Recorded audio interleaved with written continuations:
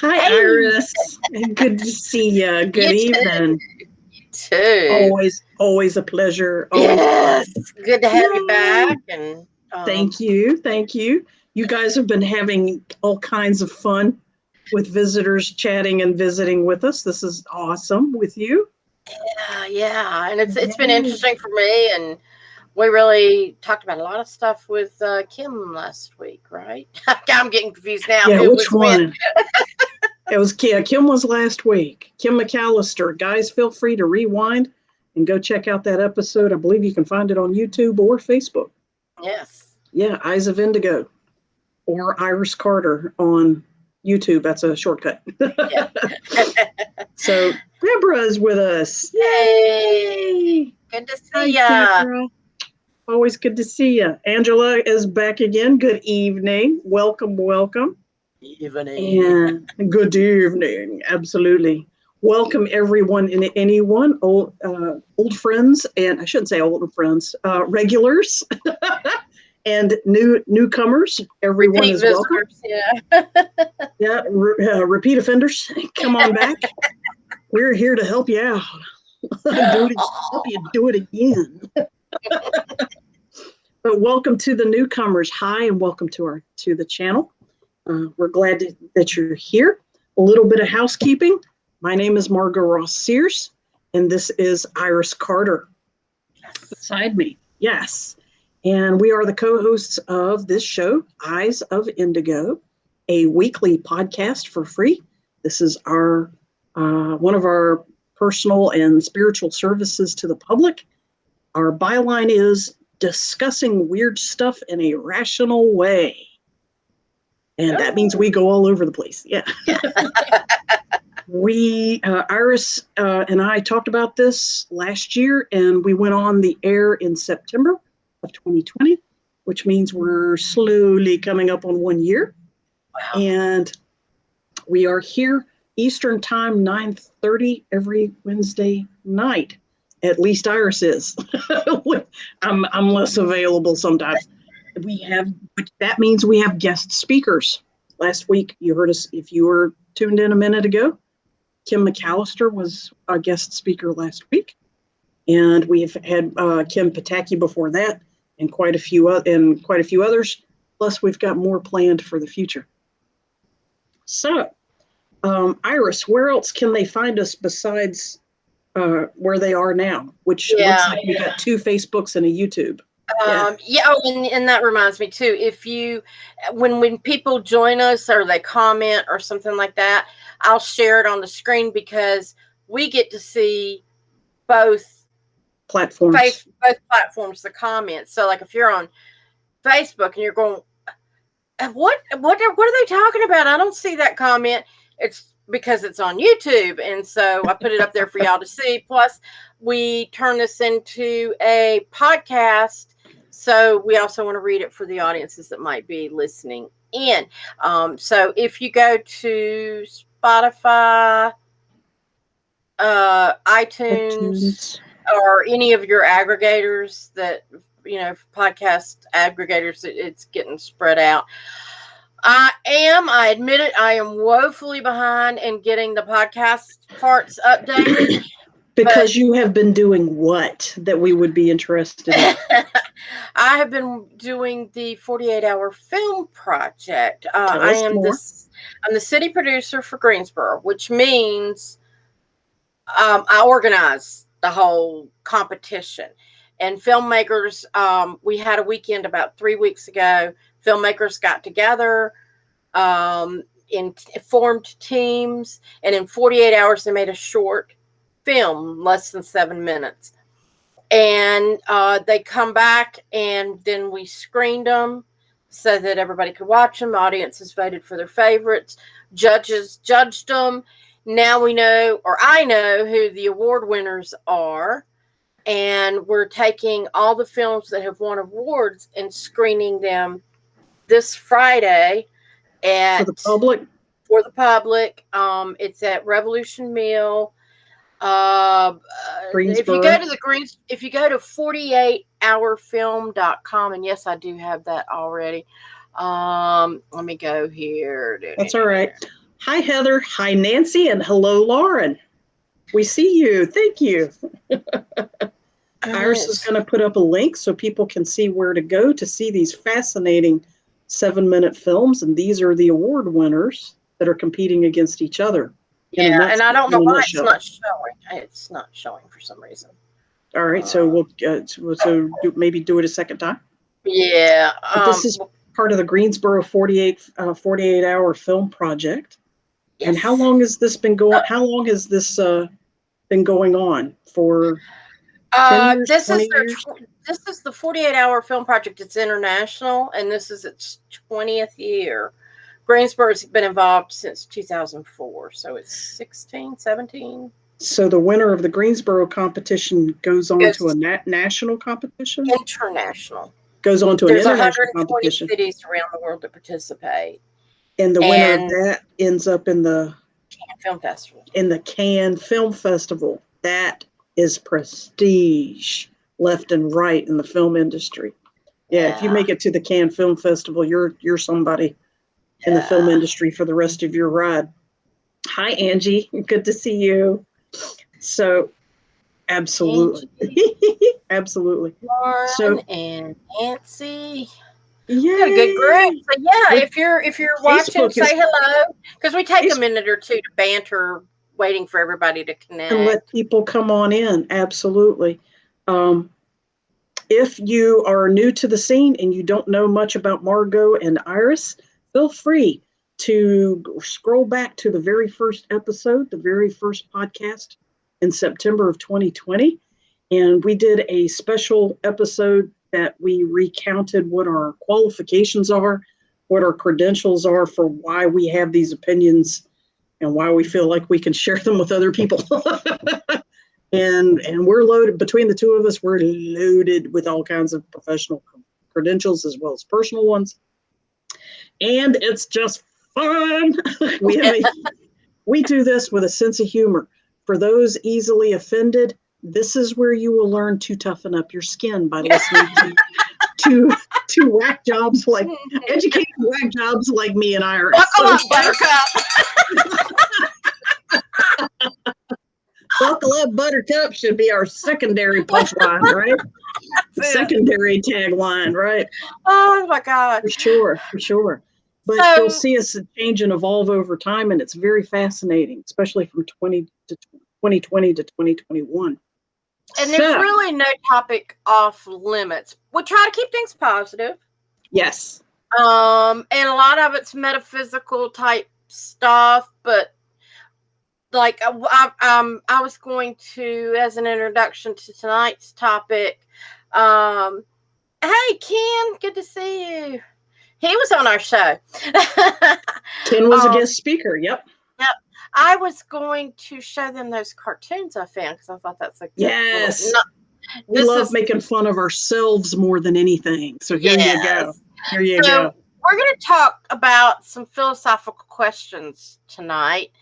And I found these. I thought they were so funny. At the Institute of Philosophy, the guy's looking at the map. And instead of "you are here," it says, "why are you here?"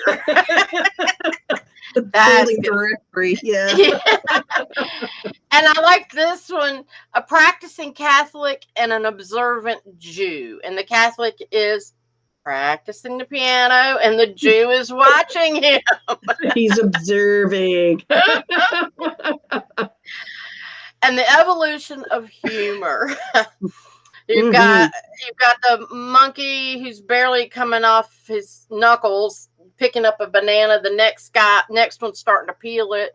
The third one looks like a Neanderthal and he's eating it. And the fourth one is a modern human that throws the banana peel down just in time for the Neanderthal to slip on it. So, yeah. Yes. Yeah, classic slapstick, right? Yeah. So, anyway, what we found is a website that has a bunch of conversation starters, and one of them is a list of philosophical questions about the human mind, about human nature and the human condition.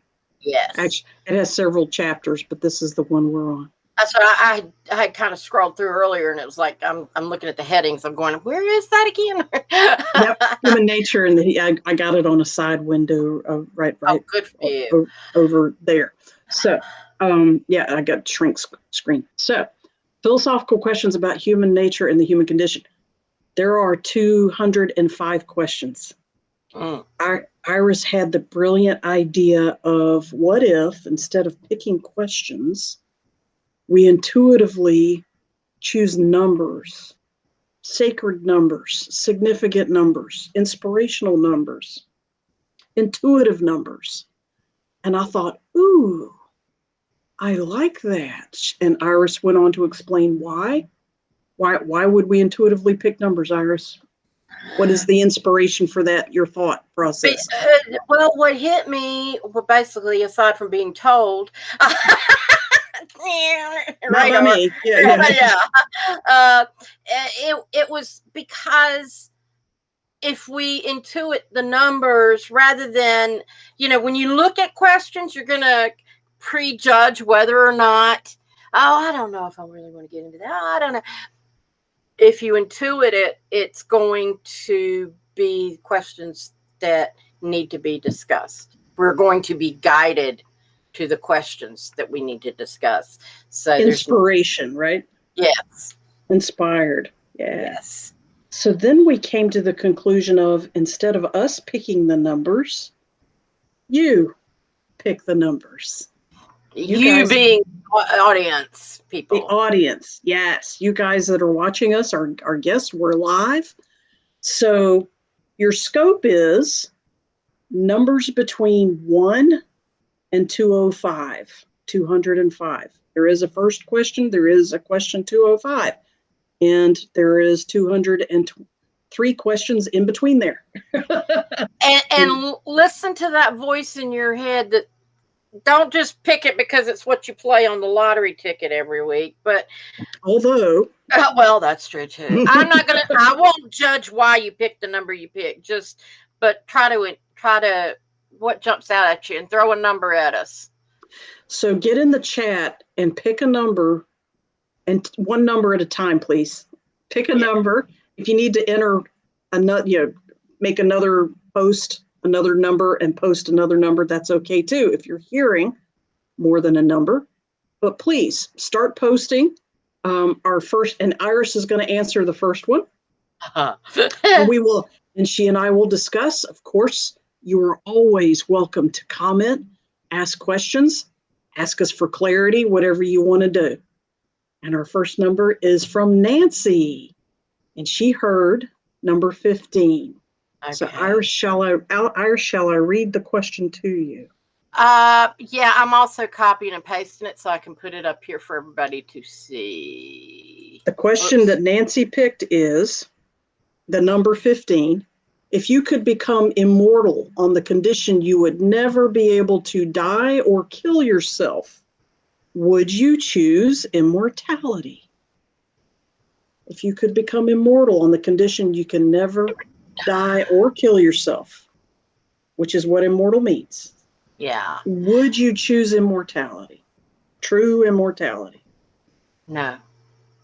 Why? Because there's a lot of reasons. What you trying to get away from, Iris? Well, for one thing, we chose to come here knowing that we could leave later. And there's other places to live, we have things to do, people to see, places to go beyond here. And so why would I want to be stuck in my humanity? Yes, I want to experience it and live it. But why do I want to be stuck in my humanity when I know there's even bigger and better things? Can your humanity be taken far beyond your current state if you switch into fifth dimension awareness and sixth dimension awareness and so on? There's still I still have physical limitations. Not in fifth 5D. You don't. You become a being of light. and higher than But that. can you go to 12 and 15? And would the physical There's theories that limitations you can't. prevent? Yeah, there's theories that once you vibrate higher than the planet can hold, you'll leave that planet. Right now, Earth can now accommodate fifth dimensional vibrations entirely. It was a gradual process, and now she's finished. Gaia is another word for it. So you should be able to, in theory, you should be able to do a 5D awareness. But I've also heard that, yeah, once you vibrate past a certain level, you're obligated to check out. Yeah. And so so I would have a lot of questions about how that immortality would affect it. Also, I keep thinking about, and this program was decades beyond its role, or whatever. It was decades ahead of itself. That's what I was looking for. Twilight Zone. And the guy that there was a nuclear explosion or something, and he was so excited because he was going to get to read. Meredith Baxter, I think no, not Meredith Baxter. Meredith. Anyway, I'm batting 1,000 tonight. A famous lady was on the show, right? Yeah, and it was a man, and he was the guy that played Penguin on Batman. Anyway, that's right, the little guy. Yeah, he had glasses, and he dropped them, and they broke, so he couldn't even read, and there was no other humans. So, and that's what I keep thinking about. If I chose immortality and nobody else did, I think that'd be a hell of a place to be. See, from my perspective, I would like that because I seek solitude all the time. I wouldn't care about reading. I wouldn't care about seeing if I was that alone. Also, if I'm the only thing that's surviving, I'm also a infinite healer too. So you can heal your sight. You don't need glasses. That's true. Again, what you just said a minute ago is actually important. Define immortality. Yeah. Yeah, Yeah, define. You mean immortal as I am, or immortal and eligible to evolve? Yeah, that clarification is good. And there again, can you leave even though you're immortal? Right. Yeah. Does immortal mean you can leave the planet or not? All right, so we're going to destroy every question at this rate. We're going to do face value as much as possible. The next question. 104. Yep. You want to read that one to me? Yes, I'm finding it. Give me just a second. I gotta scroll. You know what? How about I read it while you copy paste it? Okay, either way. You do that and I'll read it. So the question is a sense of humor a byproduct of consciousness, or is it something else entirely? Is a sense of humor a byproduct of consciousness, or is it something else entirely? Oh boy. Okay, we're getting back to define the main point, defining sense of humor. Yeah, because, well, and I know it's your question, but my thing is, this is almost sounding like, so if you're unconscious, do you lose your sense of humor? Exactly. You know what? Somebody made a comment based on the last question that we discussed too. Actually, I know I'm going backwards, and that's not protocol, but I don't want to ignore our audience. Of course, we know this. Angela Kreitzer says, but that wouldn't break immortality. It would just change your vibration without death. Okay, I think she's talking about evolving. And then Patricia G says, why are we asking about immortality? When we die, our energy lives on and reincarnates. So I don't understand the question. Why should we care? And that is another great way to look at it. And I thought about that too. We actually are already immortal. In the perspective that Patricia's pointing out. Yeah. And that's what I was talking about, because why do I still want to be I don't want to be stuck in my body, because I am immortal and I can be doing other things. That's a good way to put it. Thank you. Thank you, ladies. Those are very valid points, and we appreciate that. So sense of humor is a byproduct of consciousness. Humor tends to be based on noticing irony that happens around you, juxtaposition, which is another word for irony. So to say, something is not lining up, it's suddenly different from everywhere else, and it strikes you as funny.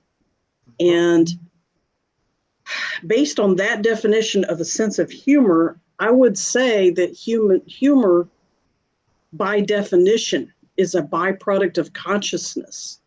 However, many times when I've gone out into the ethereal planes and listened to angels and ascended masters and ancient wisdom from way back, they have senses of humor that far exceed my consciousness. And they are laughing and they crack up at themselves and they laugh at me and they laugh at situations. And they have a very sophisticated sense of humor that's also at the same time very simplistic. It's you got to experience it to understand that ironic juxtaposition all by itself, but it happens, which gives me an inkling that humor does exist or was generated from something else besides consciousness, because a lot of these beings function and communicate beyond consciousness as I understand it to be. So qualifying it that way, I think there's an answer for both parts of that question. How about you, Iris? Well, I think lack of consciousness, whether it's a lack of awareness or lack of breathing and being awake, you've got to be aware of your surroundings in order to have a sense of humor. And I think it develops at different rates for different people. And I think it depends on where their consciousness lies as to how it, but yeah. Now, look, you raised 2 babies and you also have grandchildren. When do they start having a sense of humor? What else is going on in their conscious development? That just occurred to me. When do humans, and that may not be true of all beings, but when do humans, because animals can have a sense of humor. They like to play tricks on each other and stuff like that. And Deborah says the happiest, wait a minute, The happiest sound is a baby giving a hearty belly laugh, finding so much funny in interacting with others. Yeah. They find humor. Now, see, now we're equating humor with joy. Oh. Which is logical to a human. All right, I know I'm qualifying stuff, but just to keep it real, because we do like talking about weird stuff in a rational way. So I'm just trying to be a little more rational. Yes, so Deborah's on the same page I am. When do babies start experiencing not joy, but experiencing a sense of humor, such as playing a joke, or peekaboo is a joke. That's humor. I'm gone, here I am, I'm gone, here I am. And they think that's funny. Or, I can remember like when they were starting to walk and when they'd fall, typically they get upset, because they fall flat of their ass and they're like, so then I would start laughing and I go, oh, look, you fell down. Can you get back up? I'd make it a joke. And then they would, so then they'd fall and they'd, this is funny. It's okay. I can laugh at this, and then they'd be, I didn't have to hear them whine all the time. There's a parental reality comment right there. All parents can agree with that. Yeah. Angela says her son started young. She recognized the humor in him and under age 1. Yeah, they can. So that would be something for those of you that are parents and grandparents. What else was going on in their psychological or emotional development, or both, when they started doing humor, not joy, but recognizing a joke, recognizing the juxtaposition of something as being ironic, remarkable, and therefore ticklish and mentally ticklish for them. That is really cool. That's actually a really good question. All right. Thanks for going down that one for us. The next number is number 11. Is it possible to live a normal life and not ever tell a lie? You first, Iris.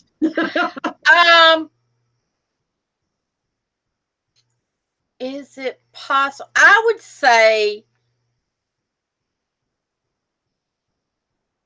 is it possible? Yes, you can have a normal life without telling a lie. Just because you are truthful doesn't mean that your life is not normal.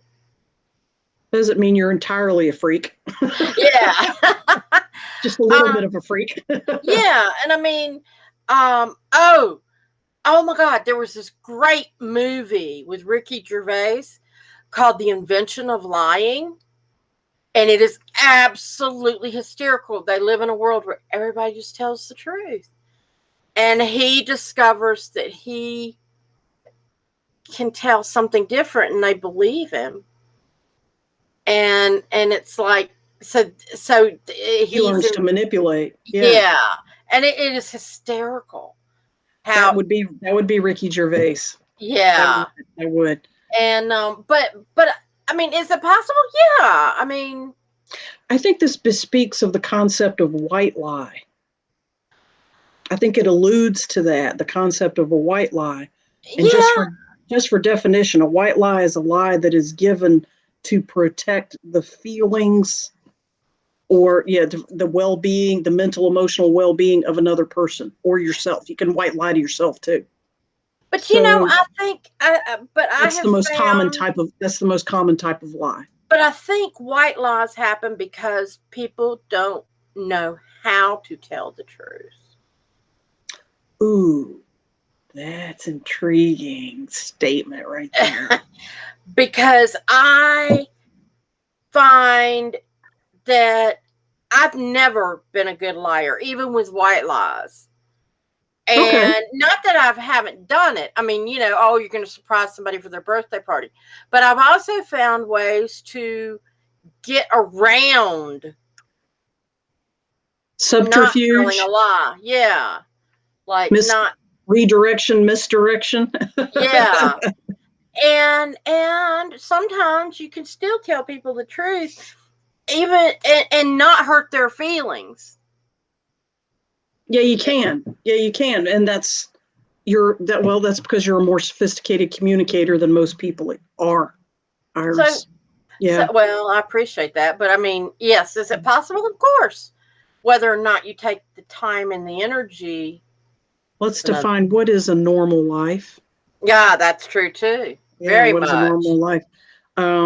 If we were, let's say, part of a drug cartel family that lived inner city for the last generations, and our fathers and grandfathers and grandmothers were all mafia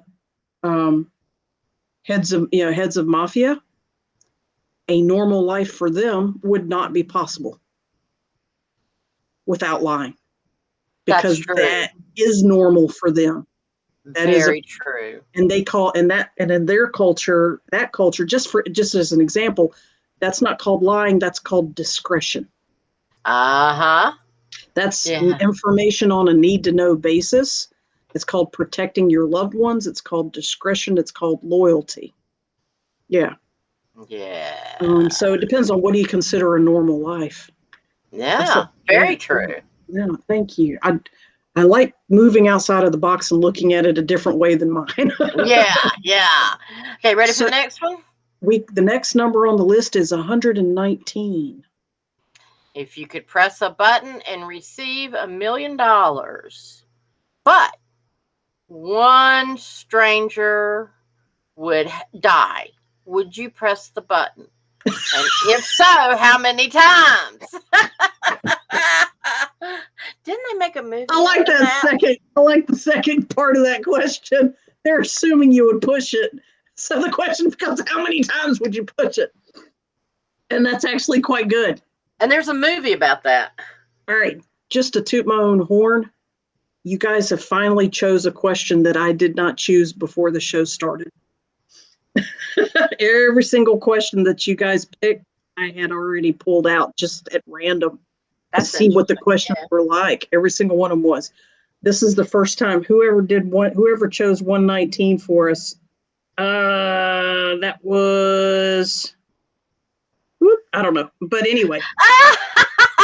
I love Ken's response. Enough times to eliminate the 1%. There you go. Or at least the 1/10 of 1%. What is that? 100th of a percent. Enough times to eliminate the 1%. He's smiling for at least the 1/10%. The 1/10 of 1%. Yep, absolutely. Oh, that's a good one. It's got to be a stranger. Well, that's true. I don't know any top head cheeses in the cabal, so yeah, they would qualify. Yeah, as long as they're on it. Yeah, where's the $1 million coming from? Is it coming from somebody who has the million, or they get it out of their bank account? That's true. That's true. Where's this million coming from? If you could press a button and receive $1 million, but one stranger would die, would you press the button? Honestly, it would depend on what I needed the $1 million for. If my husband was dying and needed $1 million to save his life, then I'm choosing my husband over a stranger. If the $1 million is just in general, not for a specific high vibrating cause, no, I couldn't do that. That's my workaround on that question. How many times? I would not be able to push it more than once if I did.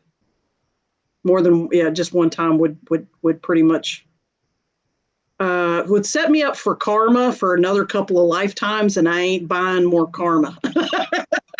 One off would be plenty. But I like Ken's answer best. Yeah. I think it's fun to speculate, but I think if it really came down to it, I couldn't do it. I couldn't, for any reason. Because one, I know that we are powerful manifestors. We don't need it. We don't need it. And now, here's the other thing, though. Of course, my luck, I would die, and God would say, I gave you the opportunity to be a millionaire, and you gave it away. You mean God was hiring you as his henchman? Okay, so is this an opportunity? Is this my manifestation? This is my opportunity. Yeah, because what is it? The guy that dies and God says, I gave you all these chances. You could have you could have saved yourself, but you wouldn't do it. I get that, but the way you're describing makes you God's personal good fella.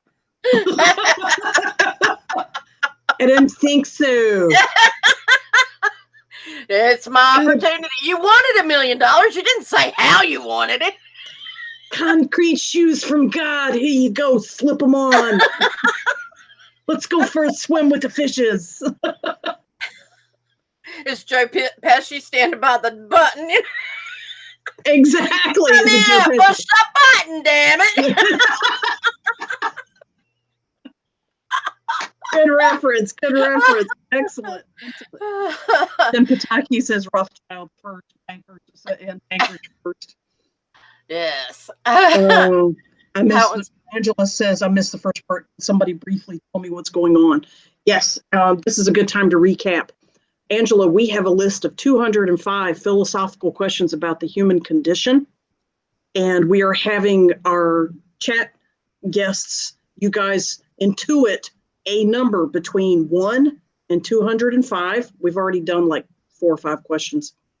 And put it in the chat what number that you want us to read the question and answer it between 1 and 205.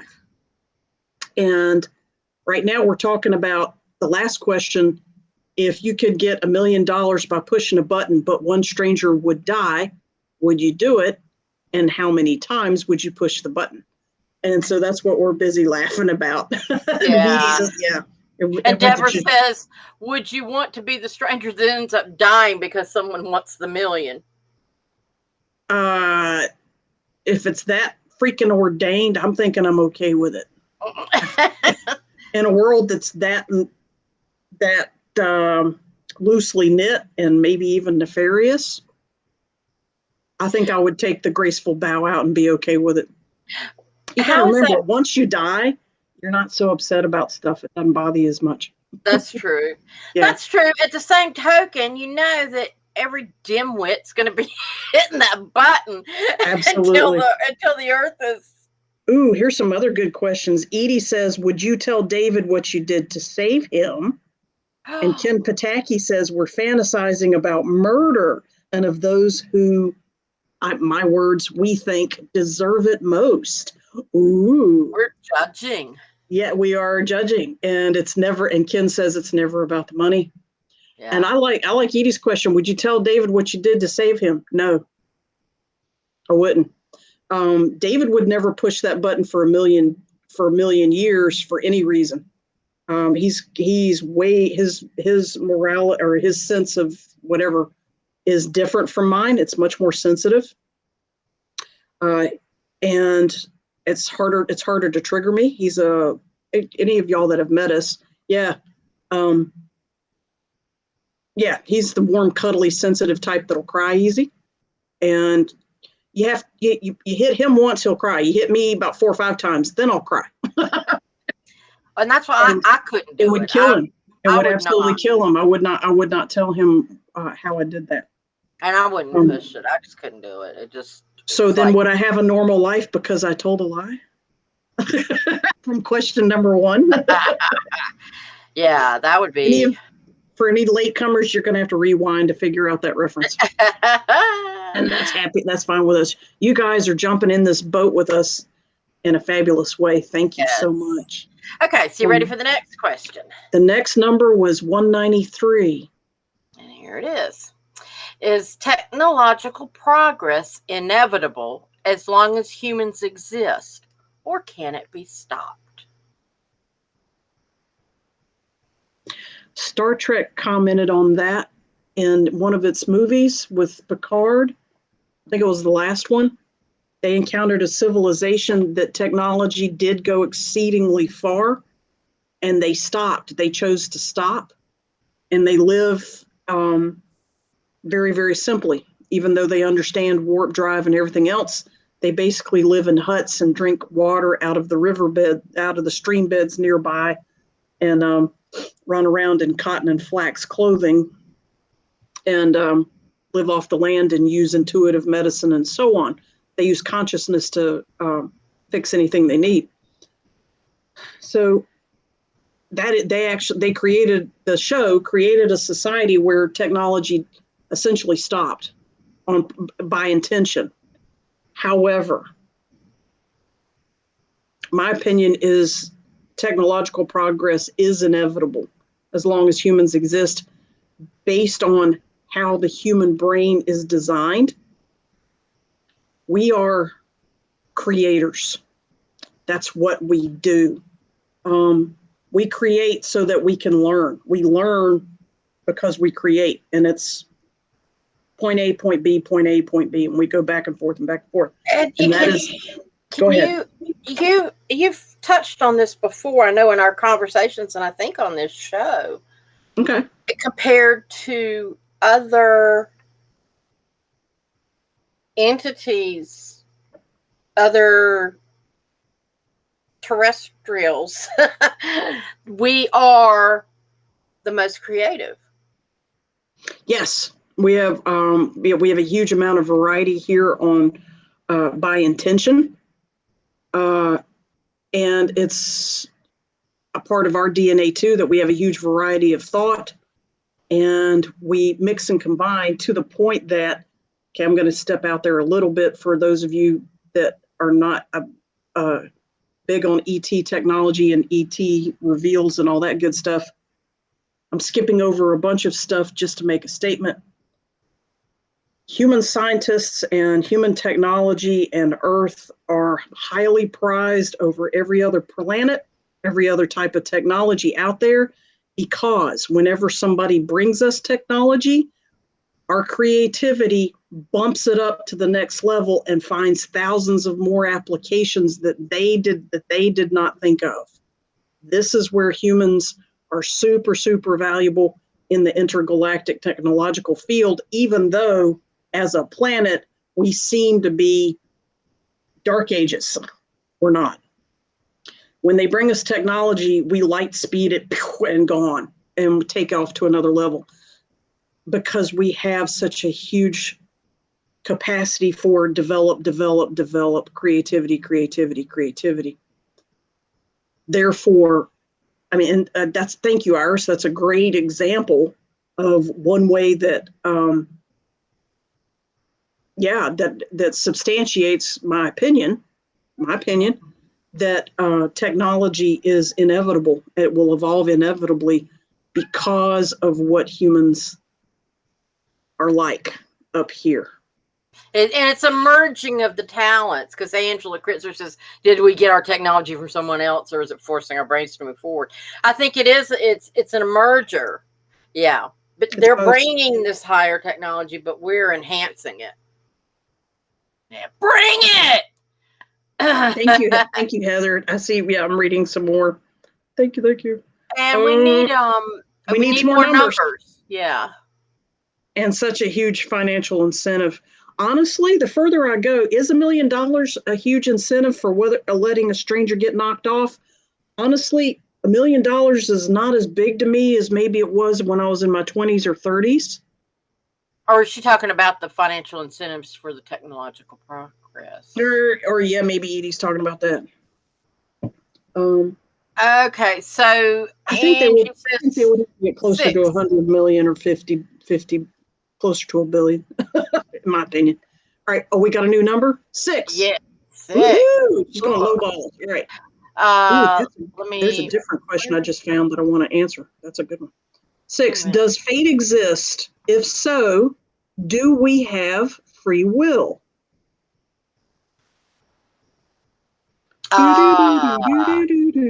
Yes and yes. All right, so explain your answers. This is not an either or. Does fate exist? Yes.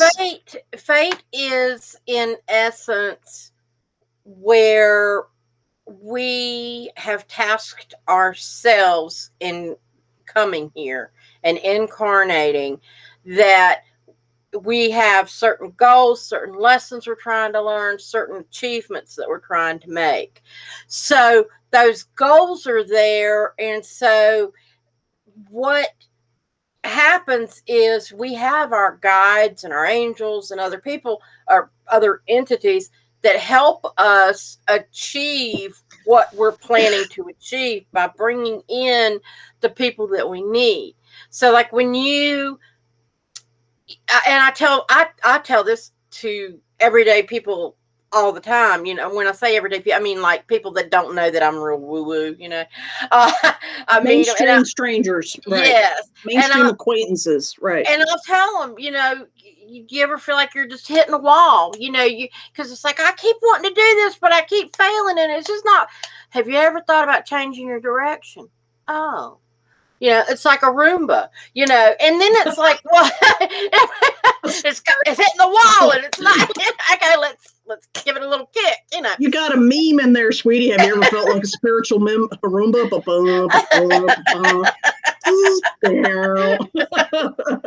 Yeah, exactly. I need to draw that up. Finish the analogy and change direction. Keep going. Exactly. Yep.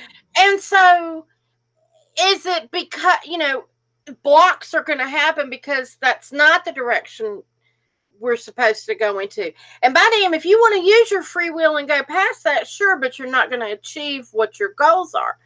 You still have free will. You can fight that and keep in that direction, but you're not going to achieve what you were intended to achieve.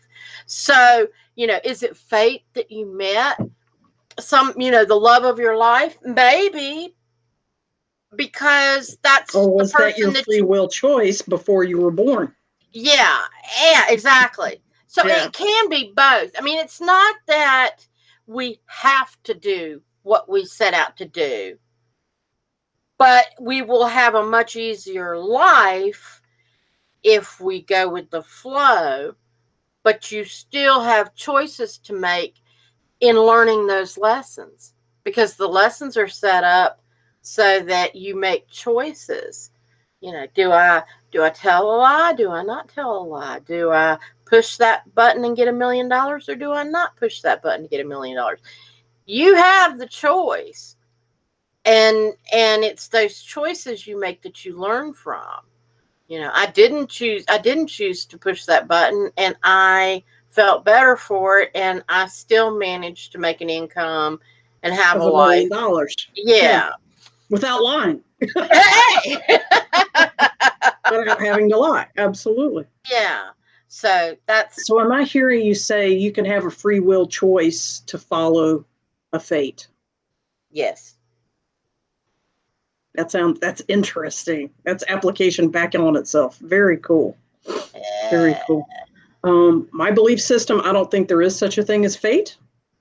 By my definition, I don't think we are fated to do anything. Nothing is predetermined. And I think everything is free will. But having said that, I got to qualify it a little bit, referring back to a comment I just made a minute ago. Some of your free will choices you made before you were born, such as where you wanted to be born, who your parents are, what major life lessons, what race, what gender, what abilities, what handicaps, yada, yada, yada, what challenges, what successes were you going to aim for? And then you free will, as you go through life, you free will choose to either pursue those inspired and strangely calling aspects of your life, to go be a teacher, to go be a CEO, to go be a athlete, to go be, a computer jock, and on and on and on, because those were things you free will chose before you were born. But were you fated? Well, this is where we fall into what Iris just said. By that definition, you free willingly chose your fate before you were born. Yeah. And you can free will avoid it, by the way. However, we all know what happens when you try to avoid a life lesson that is supposed to happen to you. You become that Roomba. Yeah, you become the Roomba that can't pick up that pile of shit in the middle of the room. That shit will come back around. It'll And nudge you spread it everywhere. everywhere. The dog shit Roomba conundrum. But it'll come back and tap you once. The second time, it'll come back and backhand you across the forehead. And if you still ignore it, it will come back and put you in a car wreck or break both your legs. Gets very mafia at that point. And at that point, now you're thinking about, is this fate, or am I free will subconsciously choosing to put myself back in this situation that keeps kicking back on me? And that now question number 6 becomes a life and death question for you. Good luck. No. We love you.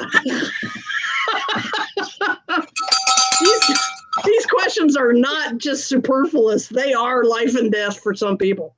All right, let's switch gears. Where are we at 10:20? We're good.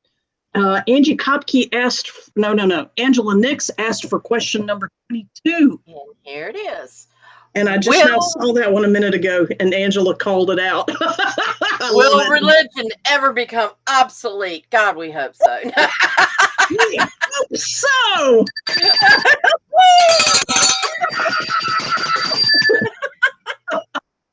Yes, please. Become obsolete. We want spirituality. I should say wait. I'm pretty sure ours is on the same page. I want spirituality infinitely develop in all directions as far as it can, in any way, shape, or form it needs to, wants to, and for reasons that I don't know language and concepts of yet on other dimensional awarenesses. Go, go, go, go, go. Spirituality is not the same as religion. Exactly. Yeah.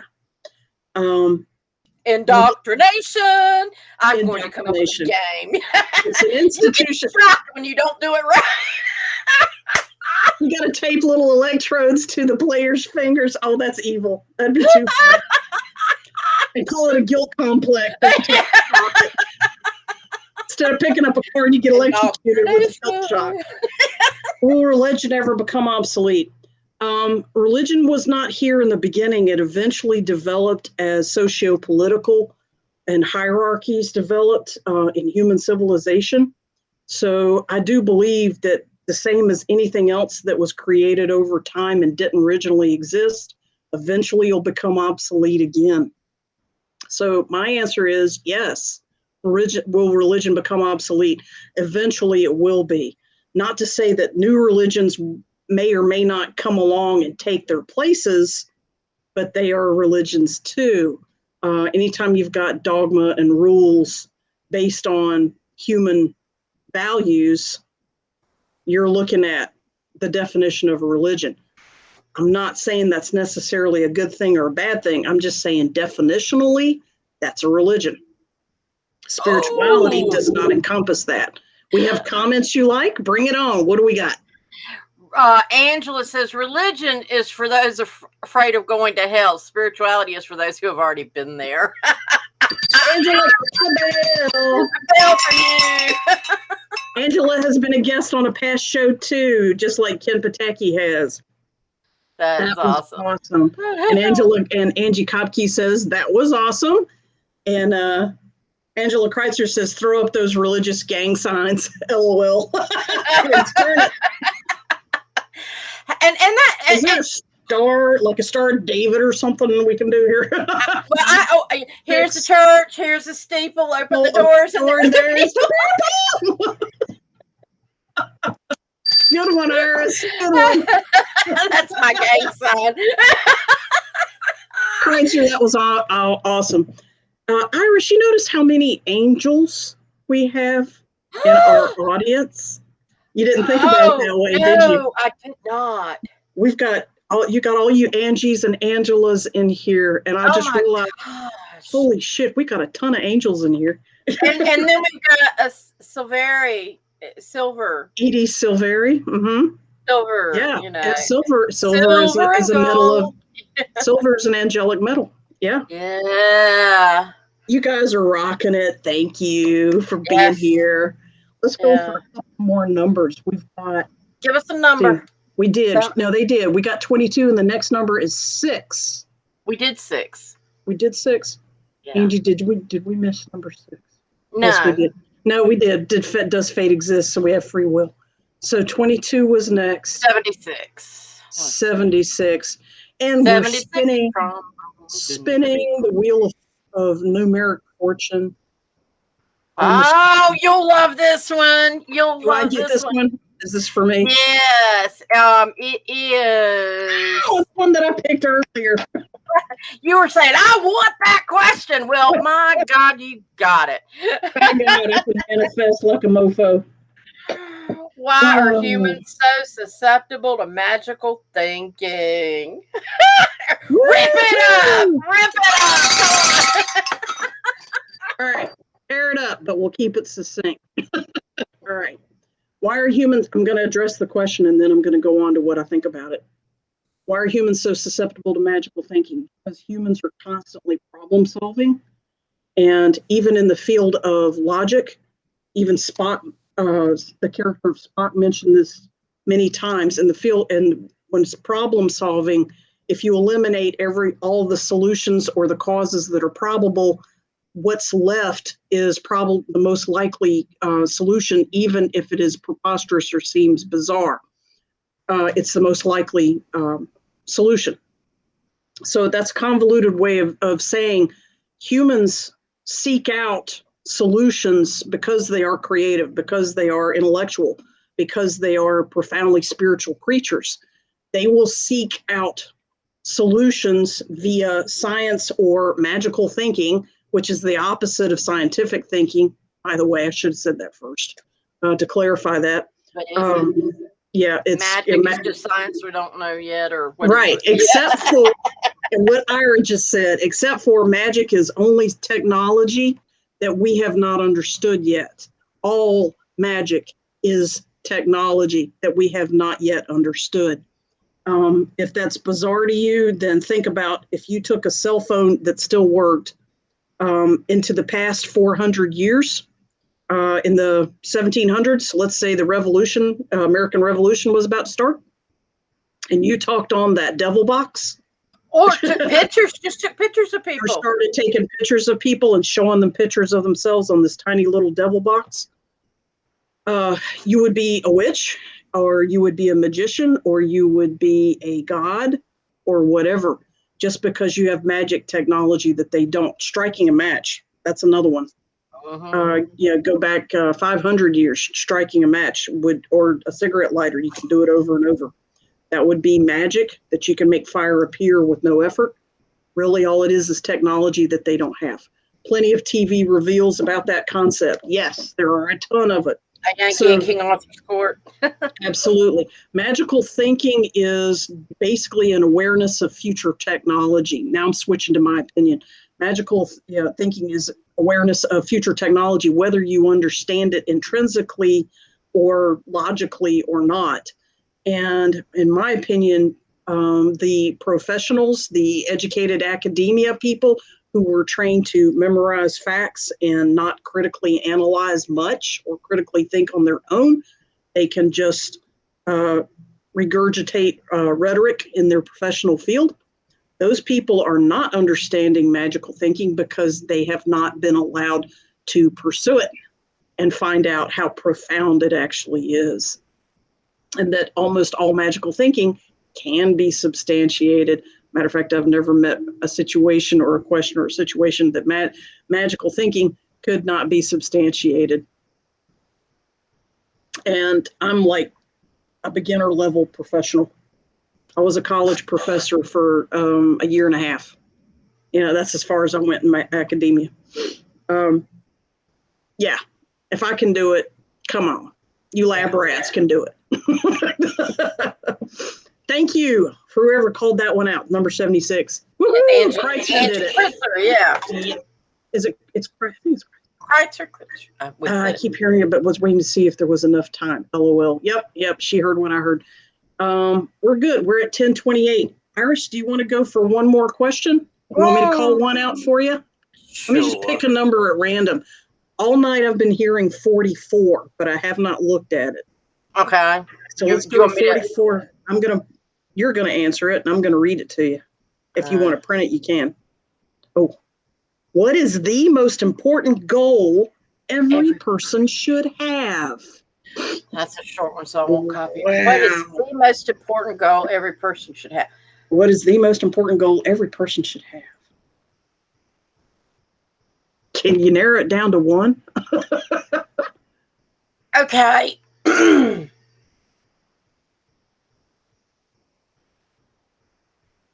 Taking care of themselves.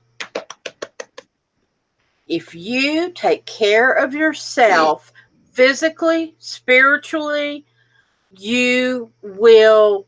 Everything else will fall into place. And it's a domino effect where, because if you're spiritually balanced and you're happy and you're taking care of yourself, then you are able to assist somebody else, and you're an example for somebody else on how they can do it for themselves. It's the oxygen mask in the airplane. Put it on yourself before you help other people. If you're not balanced and centered, you're not going to be any good to anybody else. You can make $1 million. Nobody has to die, and religion will fail. Man. Taki said the same thing. Living a long, healthy, happy life. Absolutely. You take care of yourself. That's what you end up with. And self-care, self-love. Yep. Angie Kopke says love, self-care, and then Angie Kreitzer says self-care and love. Looks like we all are on very similar pages. However, some people define love as what you express to other people, and that is a part of it, but there's a much harder and more profound and even higher beneficial one of loving yourself. Have you guys ever noticed that when you're like on a meditation, maybe a sweat lodge or in a prayer circle, or you go to a fire circle, or you get a great massage or a Reiki or a theta treatment, or a birthday party for you, and everybody's throwing love at yourself and everybody's applauding what you said, what you did, something you created. And for a few minutes, maybe even a few hours, you feel really good about yourself. That massage was awesome. That meditation was awesome. That speech was awesome, or the applause felt great, or you scored that touchdown and everybody's carrying you around on your shoulders because you scored the goal in soccer or whatever. You felt really good about yourself in those moments. Think about during the time that you were feeling good about yourself, did you feel bad about anyone else? You wanted to hug other people. You wanted to tell people, I love you. You wanted to pat other people on the back. You wanted to hug other people. You wanted to high five other people. You wanted to go love other stuff.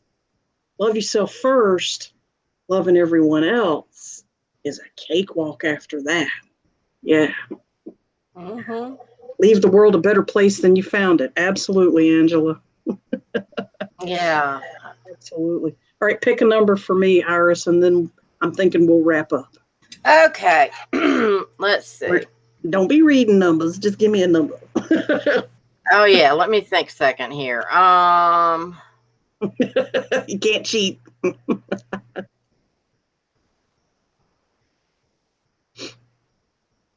Okay. I got too much noise in my head. Give me just a second.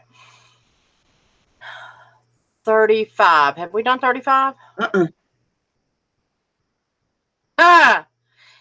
If you had to guess, what do you think would be the most likely way you'll die? Ooh, that's a good one. You want to answer that one?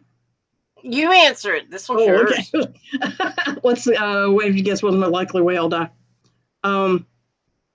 Actually, I'm pretty sure I'm going to die by intention.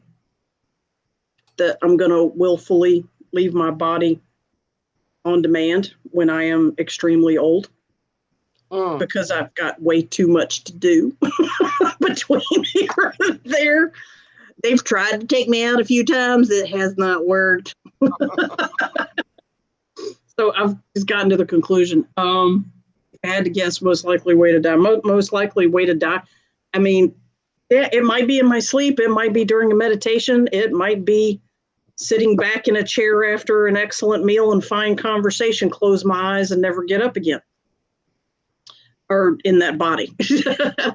But I'm pretty clear that the way I'm checking out is going to be on purpose, mentally. Here, leave on purpose. How about you?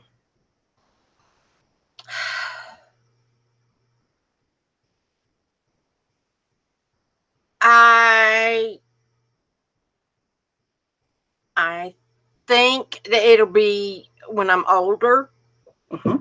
And I think it's going to be, health. It just goes downhill, and it'll probably be, it's time to go. I'm ready. Systemic breakdown. Yeah. Shuffle off this mortal coil, tired of shoveling the path, shoveling the snowy path of life. Yeah. I mean, system degradation. Yeah, I'm not. I mean, there are ways that I'm afraid, I'd hate to die I'd hate to die like this or like that. You see where somebody else dies and you go, oh, that'd be a terrible way to go. But yeah, they picked it. Yeah. Yeah. All right, that's kind of a downer. Can we do a better one? I don't know why that one came up. That's okay. It needed to be said. I'm going to go with question 100 just for funsies, a nice even number. If there existed a perfect clone of you, would it also be you? Would it act in exactly the same manner as you, like a mirror? Or would it act differently? And if it acted differently, then would it still be you? At what point Is it not you? It's not me at the moment that we diverge. Yeah. Nature versus nurture, it's going to be different. Yeah. And there's going to be different circumstances that will make different choices.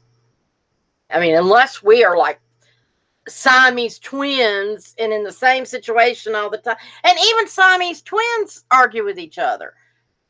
Right. They are different personalities and that sort of thing. So, yeah, no. It's a different person, a different being. I've watched Multiplicity too many times.